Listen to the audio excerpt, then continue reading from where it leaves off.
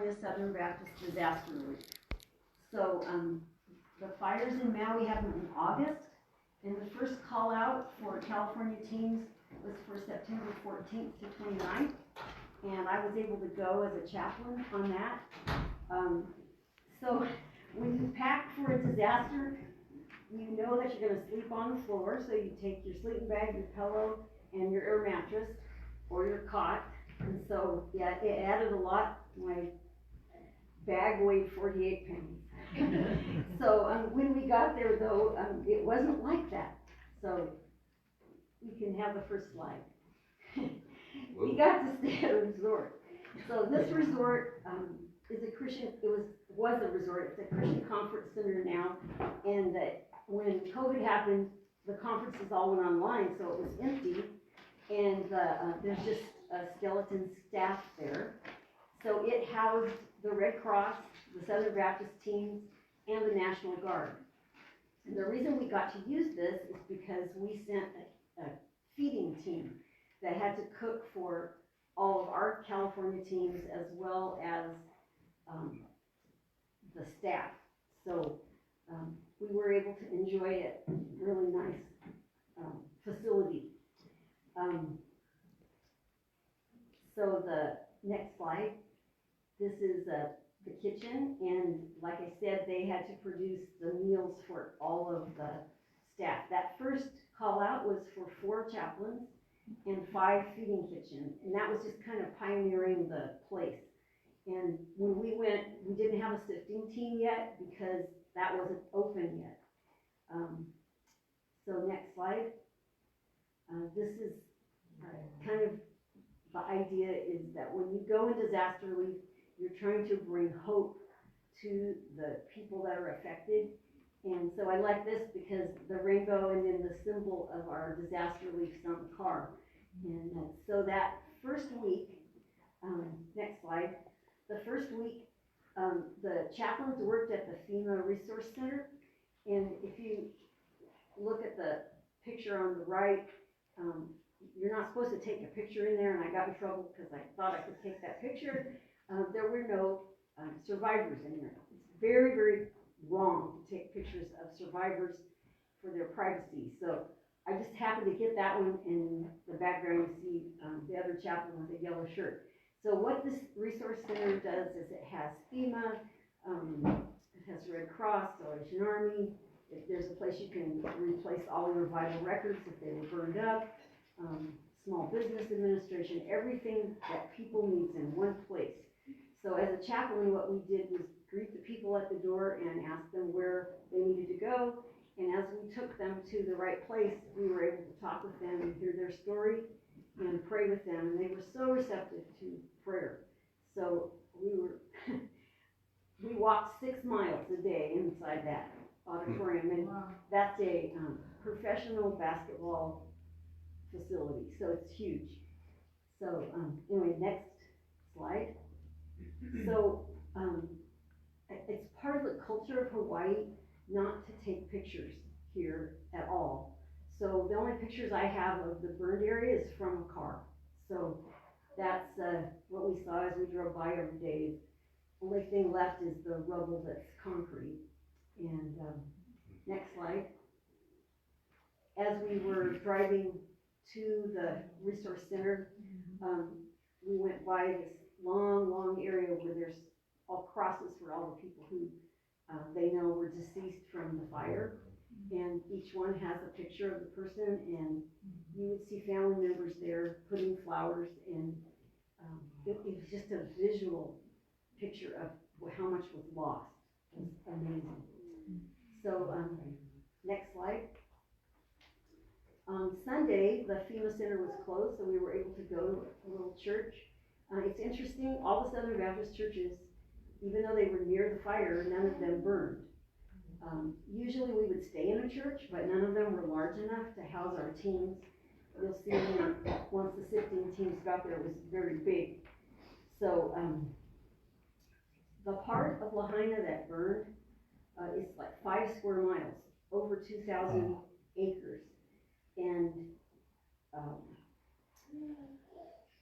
it wasn't the only fire either. There were fires in the highlands areas, not as many people were affected, but the thing about Lahaina is it was so similar to Paradise in that it affected the water supply, and the roads are buckled and the pavement's buckled and the infrastructure is ruined, and it affected so many numbers of people. So on that Sunday we also got to go to the beach, so beach picture. There were turtles, and we took a sack dinner down to the beach and watched the sunset. So that was a real nice break, because especially for the chaplains working with the people, it's pretty emotional to hear their stories. One day we had 3,000 people come through there, and so 4 chaplains wasn't really enough, but we knew we had some divine appointments with certain people. So the second week, this goes 7 weeks since the fire, was the first time they opened up for people to go back and sift through the ashes for anything that might be valuable. So let's have the next slide. There was a lot of preparation went into this, because they knew the whole country was watching, and the people of Lahaina are very sensitive culturally. They wanted to be sure they had everything right. So when they opened up a zone, there's 83 zones. When they opened up that first zone, there were police, firemen, ambulances, first aid stations, cooling stations, and interestingly, only Samaritan's Purse and Southern Baptists were allowed to come in from outside to help the people that were allowed back in. So next slide. We weren't supposed to take pictures of the rubble because it's private, personal property.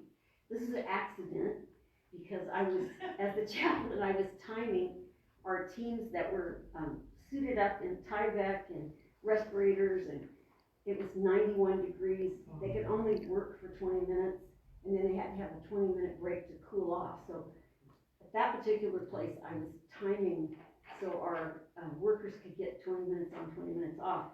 And I guess my phone was on, and I got this picture, which I don't feel too bad because there's no people in it, and you can't tell whose house it was. But that's what you sift through. It's just nothing. And honestly, we sifting hardly found anything worth keeping. Okay, so next one. This was another lady in the Tyvek suit. She's the home owner or the resident that was there, and then that's the sifting team and the chaplain. She asked for that picture to be taken, so that was okay, and then it was shared with us. So so far, that day, the first week, 25 houses were sifted through, and that was teams from California and other states that worked together, and they've so far done 25 zones. There's those 83 to start with, so the job isn't done, and they still need teams. Next slide. I love this. So you can see on the back of my shirt, it says California. If you could see, there's all of these states represented on the sifting teams. Arizona, New Mexico, Texas, Utah, Idaho, North Carolina, California, and Colorado. And so those were all Southern Baptist disaster trained people who came from all over different states to help with the sifting. And I just love this, because this is why we're Southern Baptist, because we cooperate. Our churches couldn't send a whole team, like our little church couldn't send a whole team to sift, and either could California.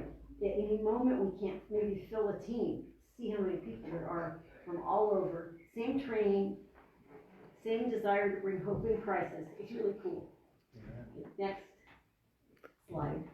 So altogether, that was all the team. That's the feeding team, the chaplains, and the sifters from all the different states. Next slide.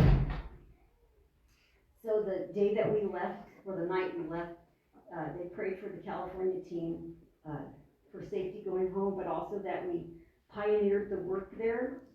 And so I got back in touch with the lady that her husband is the state director for Hawaii Pacific Association. He's the state director for disaster relief.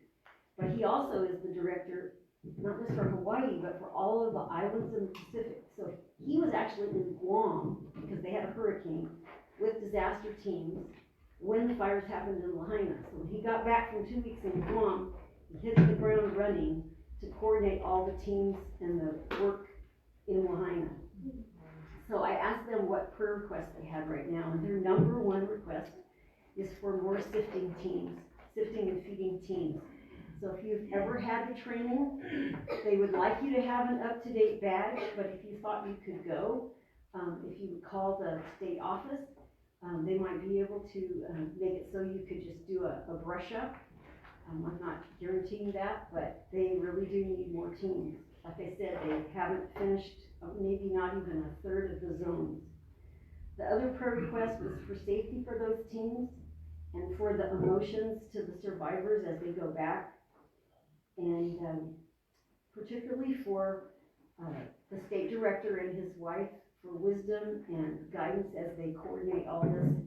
And so if you give to the California Missions Offering, this is part of what you're supporting, as well as all the other things we've heard about, church planting and seminary and evangelism ministries. Southern Baptists are really good at disaster relief.